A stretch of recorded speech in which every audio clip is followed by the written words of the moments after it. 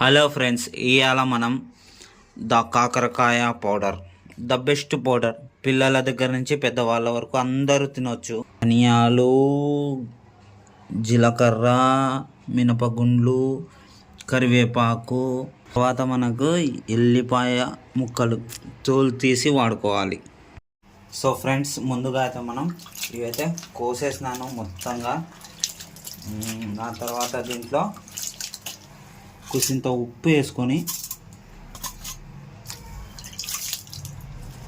కడుక్కోవాలి. తర్వాత the best కాకరకాయ పౌడర్ ఇష్టంగా మనం నిప్పంటియాలి.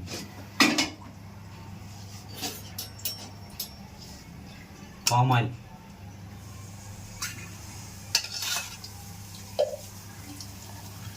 పావు కేజీ ఆయిల్ వేయాలి. ఇలాంటప్పుడే మనం చాలా జాగ్రత్తగా ఉండాలి, ఎందుకంటే ఇవి వాటర్లో వచ్చినవి కాబట్టి ఆయిల్లో పడితేనే చాలా పెద్ద శబ్దాలు వస్తాయి. ఎవ్వరూ భయపడకూడదు. రకే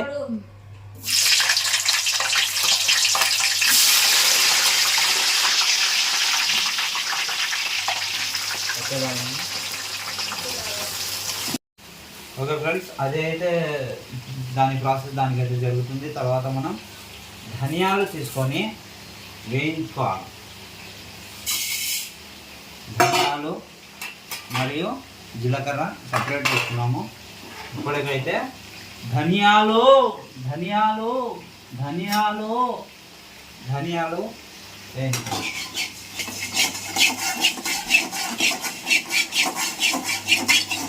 ధనియాలు ధనియాలు ధనియాలు ఇంకా నయం గసగసాలని చెప్పలేదు. నా పేరు ధ్యానియర్.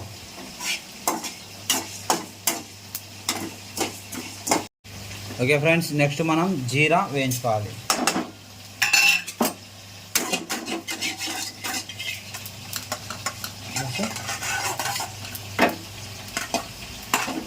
ఆ తర్వాత మనం మినపగుండ్లు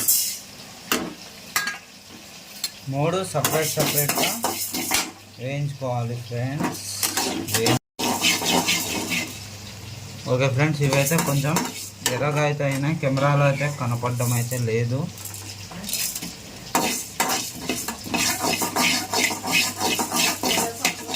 ఆ తర్వాత మనం 4th ఐటమ్ కరివేపాకు. ఇది మనం వేయించుకోవాలి లైట్గా. ఇదేమిటో తెలుసా ఫ్రెండ్స్? కరివేపాకు. బహుశా ఇది మార్కెట్లో మీరు చూసి ఉంటారు. కరివేపాకు ఏమంటే ఇది ఆంధ్ర కరివేపాకు కాదు, తెలంగాణ కరివేపాకు. ఇలా రెండు ఉంటాయి. సారీ ఫ్రెండ్స్, ఇది దీని పౌడర్ కనుక తింటే ఒంట్లో చాలా రకాల మార్పులు వస్తాయి. బస్కర్. ఆ తర్వాత మనం ఎల్లిపాయలు,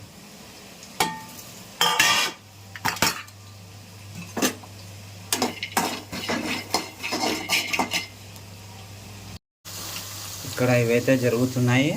దీని ప్రాసెస్ ఇదైతే జరుగుతూ ఉంది. ఇక్కడ వచ్చేసి ఇవన్నీ వేయించుకొని పెట్టుకున్నాం. ఆయిల్లో మనం బాగా రోస్ట్ చేసుకోవాలి కాకరకాయని. ముందుగా మనం మినపగుండ్లను పౌడర్ చేసుకుందాం.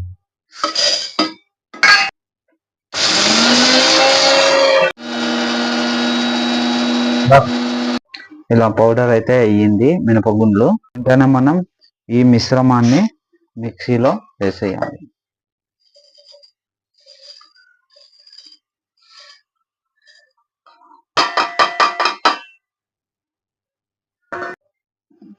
రెడీ?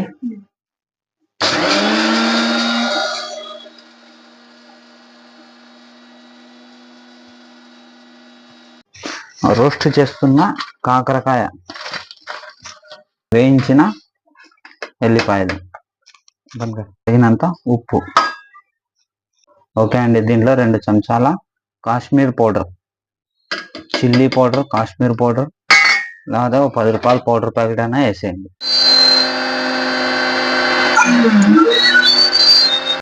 మధ్య మధ్యలో ఇలా లోపలికి పూడుస్తూ ఉండాలి. మంచి సుగంధ వాసన వేసేయండి.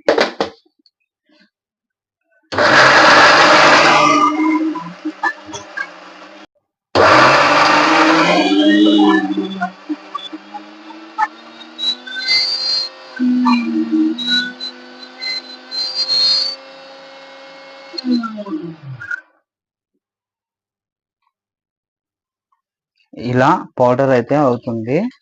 మొత్తం 4-5 సార్లు ఓపెన్ చేసి ఇలా తిప్పుతూ చేస్తే ఈ మాదిరిగా పేస్ట్ లాగా అవుతుంది.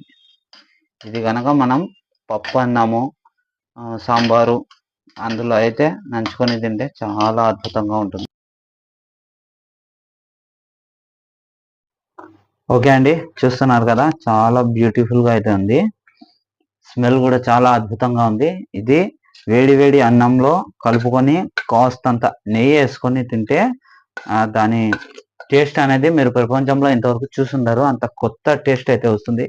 ఇంకోటి ఏమంటే పప్పు అన్నము, సాంబార్ అన్నంలో కూడా కొంచెం నంచుకొని తింటే చాలా అద్భుతంగా ఉంటుంది. మాంసం కూడా పనికిరాదు. ఓకే ఫ్రెండ్స్, మీకు వీడియో నచ్చినట్లయితే కంపల్సరీగా లైక్ చేయండి, కామెంట్ చేయండి, సబ్స్క్రైబ్ చేయండి. ఓకే.